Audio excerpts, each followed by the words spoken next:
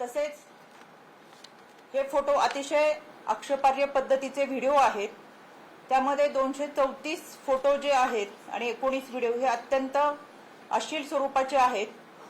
मुलींना विवस्त्र करून त्याच्यामध्ये त्यांना नशा देऊन त्यांच्यावर लैंगिक अत्याचार करून त्यांचे काही व्हिडिओ काढण्यात आलेले आहेत आणि या व्हिडिओचा वापर या मुलींना परत ब्लॅकमेलिंग करण्यासाठी करण्यात आलेला आहे। इतकंच काय, अगदी घरातल्या साफसफाई करणाऱ्या मोलकरणीचे सुद्धा अतिशय वाईट अवस्थेमधले फोटो याच्यामध्ये आहेत। आता बराचसा विषय असा आहे, मी सांगण्यापेक्षा कालांतराने अजून काही गोष्टी समोर येतील ते याच्यामध्ये आहेत, पण मी त्याच्याही संदर्भात बोलू शकत नाही, बोलण्याला सुद्धा मर्यादा आहेत। अशा पद्धतीचे काही व्हिडिओ आणि फोटो याच्यामध्ये आहेत। या सगळ्या मुलींना पटवण्यासाठी खेवलकर याने आरुष नावाचा मुली सप्लाय करणारा माणूस ठेवला होता। मग या मुलींना सिनेमात काम देण्याचं किंवा इतर प्रलोभन दाखवून अशा पद्धतीने त्यांच्यावर लैंगिक अत्याचार करण्यात आलेले होते।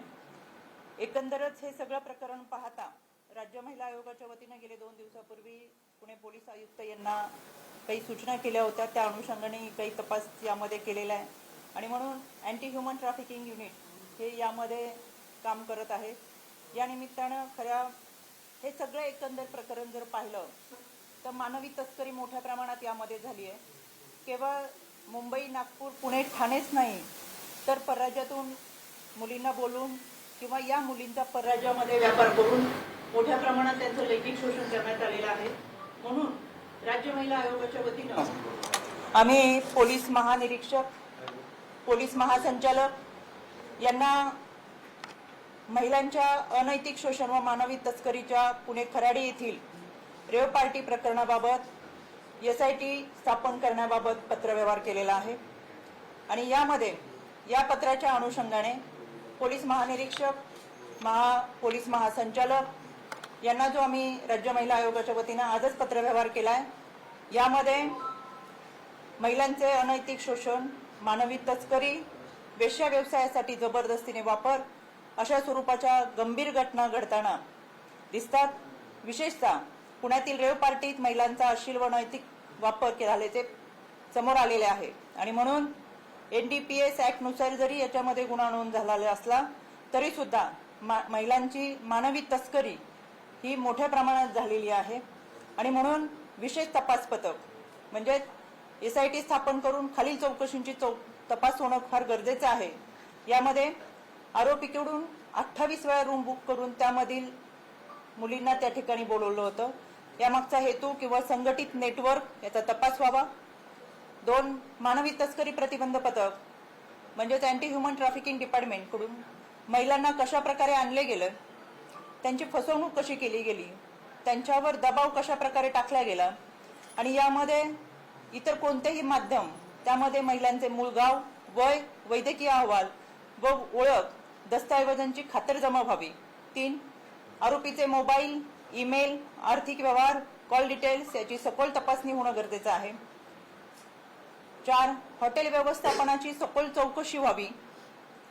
या SIT मध्ये महिला अधिकाऱ्यांचा समावेश करून चौकशी प्रक्रियेत गोपनीयता सुनिश्चित करण्यात यावी आणि या चौकशीनुसार दोषींवरती कठोर कारवाई करण्यात यावी जेणेकरून भविष्यात अशा प्रकारच्या घटनांना प्रतिबंध होईल। खरं तर हे प्रकरण केवळ एका पार्टीपुरतं मर्यादित नसून मानवी तस्करी ही संघटित गुन्हेगारी आहे आणि ती अतिशय भयावह घातक परिस्थिती ही महाराष्ट्रामध्ये निर्माण करत आहे। ही घटना महिलांच्या अनैतिक शोषणाचे गंभीर वास्तव दर्शवते। महिलांना सन्मान, सुरक्षितता आणि हक्काचे रक्षण करणे हे सामाजिक दृष्ट्या तसंच कायद्यानेही आवश्यक असल्याने या पार्श्वभूमीवर या SITच्या माध्यमातून न्यायोचित, सखोल व वेळेत तपास व्हावा अशी मागणी राज्य महिला आयोगाच्या वतीनं पोलीस महासंचालकांना केलेली आहे आणि तशा पद्धतीचा पत्रव्यवहार हा आज करण्यात आलेला आहे। यामध्ये खरं पुणे हे विद्येचे माहेरघर आहे, सांस्कृतिक शहर आहे, पण अशा पद्धतीने पुण्यामध्ये येऊन ह्या विकृती ज्या पद्धतीने अंमली पदार्थाबरोबरच मानवी तस्करी करतात हे नक्कीच पुण्याला काळिमा फासणारी घटना आहे। यामध्ये अतिशय अश्लील भाषेंचा काही काही ठिकाणी उल्लेख केलेला आहे. मग तो मुलींच्या संदर्भात केलाय, तो अंमली पदार्थाच्या संदर्भात केलाय आणि म्हणून याची सुद्धा सविस्तर चौकशी, सखोल चौकशी ही झाली पाहिजे. एकंदरच पार्टीच्या नावाखाली ही गुन्ह्यांची साखळी सुरू आहे आणि ही साखळी जर तोडायची असेल तर SIT मार्फतच याची चौकशी ही खोलवर झाली पाहिजे. कदाचित सगळ्या गोष्टी समोर आल्यात, बऱ्याच गोष्टी मला बोलताना मर्यादा आहेत आणि मी सांगितलं काही गोष्टी सांगताना सुद्धा मला संकोच वाटतोय, पण सगळी माहिती जर समोर आली तर कदाचित देशातील सगळ्यात मोठं हे रॅकेट असू शकतं ते मानवी तस्करीचं. महिलांचा लैंगिक छळ करून, त्यांचे व्हिडिओ तयार करून, त्यांना ब्लॅकमेलिंग करून अशा पद्धतीने त्यांचा वापर केला गेलाय आणि म्हणून हे सगळं समोर येणं फार गरजेचं आहे.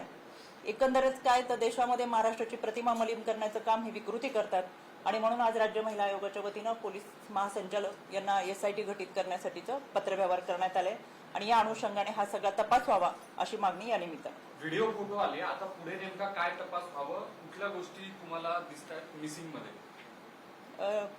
राज्य महिला आयोगाच्या वतीनं गेले 3.5 वर्षामध्ये आम्ही ह्युमन ट्रॅफिकिंग वरती फार मोठं काम केलंय. मस्कत, ओमान, दुबई या भागामधून आम्ही 24 मुली आणि महिलांना भारतात परत आणलं आणि भारतातून महाराष्ट्रात आणण्यासाठी खऱ्या अर्थानं मदत झाली. या संदर्भातली प्रेस आपल्याच उपस्थितीमध्ये गेल्या वर्षी आम्ही घेतली होती.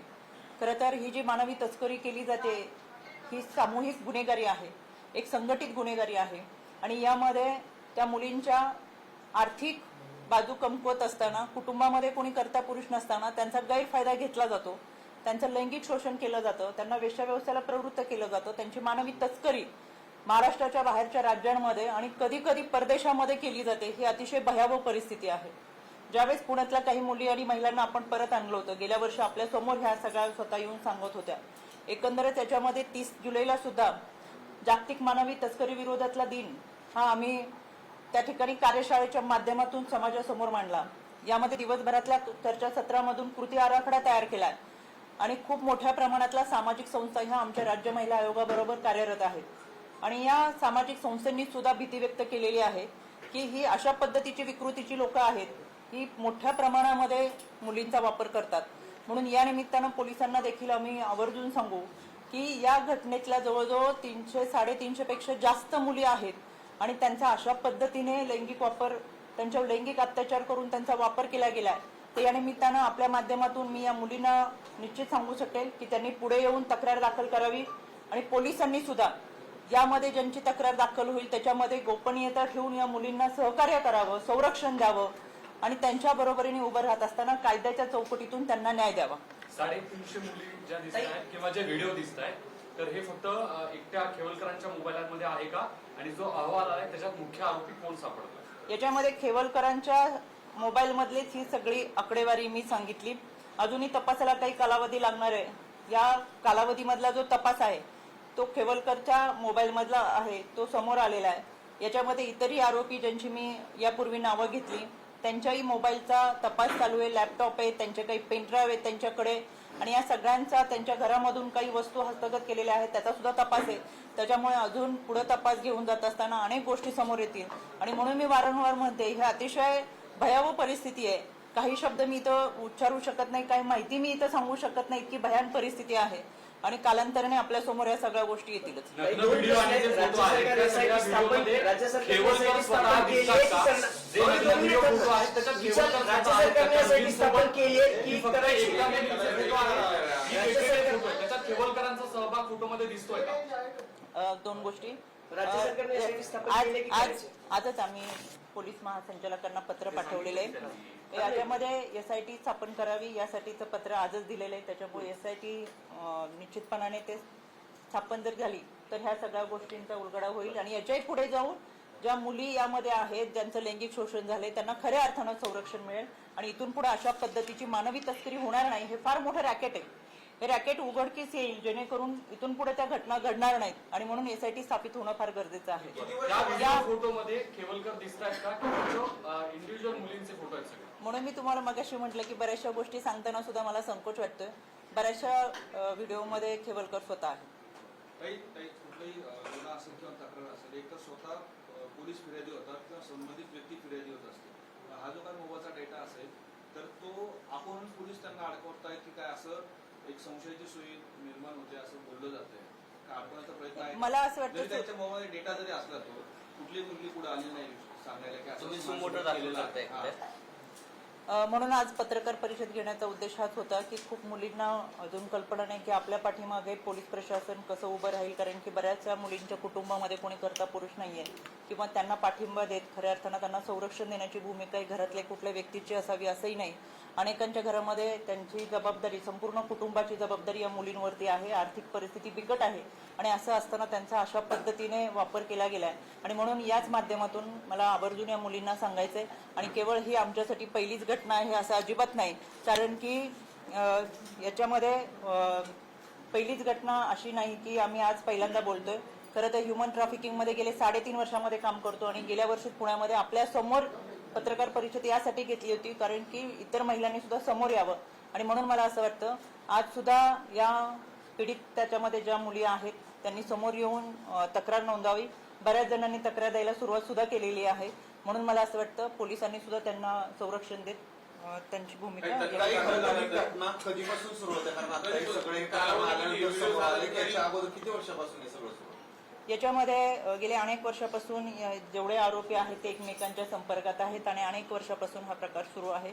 याच्यामधले खऱ्या अर्थानं CDR चेक केले तर आपल्याकडे निश्चित कालावधीचा पुण्यात चालू होतं की बाहेर चालू होतं? मी यामध्ये सांगितलं काही लोणावळा होतं, साकीनाका होतं, तेव्हा जळगावमध्ये, या सगळ्या ठिकाणी अशा पद्धतीने हे सगळं पोलिसांचं अपेक्षा नाही असं वाटत नाही का? कारण की गेल्या अनेक वर्षी 350 मुलीची तुम्ही आकडा सांगताय. जर एवढ्या वर्षी चालू होतं तर पोलीस काय करत होते या सगळ्या प्रकारामध्ये? अनेक ठिकाणी तुम्ही म्हणूनच मी म्हटलं की गेल्या वर्षी आम्ही 24 मुली आणि महिलांना परत आणलं. हे आम्ही पोलिसांच्या मदतीने, ह्युमन ट्रॅफिकिंगच्या मदतीनेच परत आणू शकलो. आणि म्हणून मला असं वाटतं यामध्ये ह्युमन ट्रॅफिकिंग टीम जी आहे, जी पोलिसांच्या माध्यमातूनच काम करत असते, अनेक सामाजिक संस्था असतात, यांच्या सगळ्यांच्या सहकार्यानेच आम्ही खरं तर एक्सटर्नल अफेअर मिनिस्टर असेल, इंडिया एम्बसी असेल, यांच्याबरोबर संपर्क करून या सगळ्या मुली आणि महिलांना परत घेऊन आलोय. आणि म्हणून या माध्यमातून मला आवर्जून सांगायचं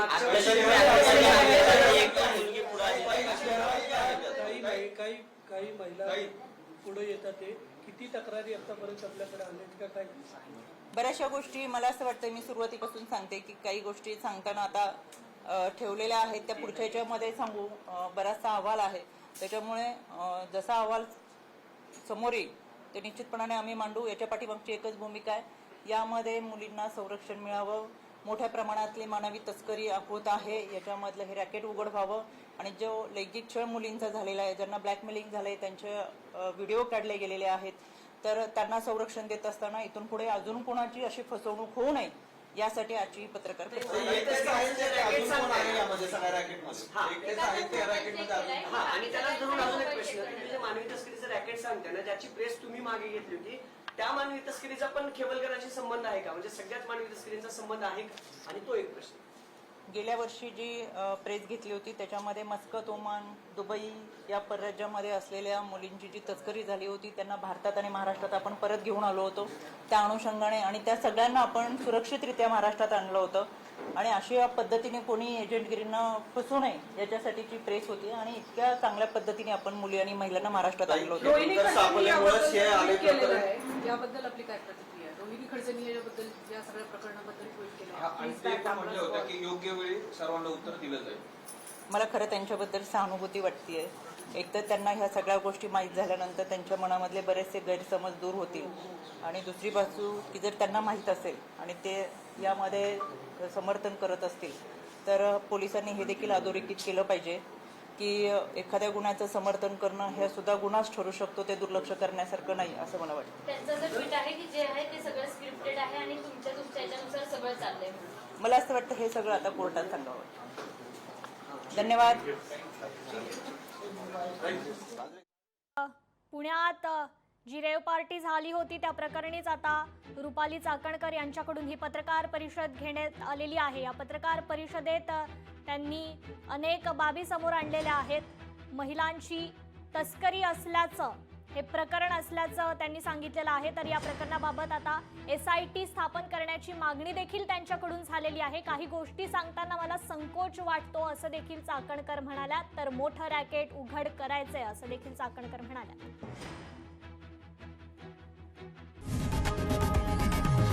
लोकशाही मराठी ऐका, पहा, जागरूक रहा.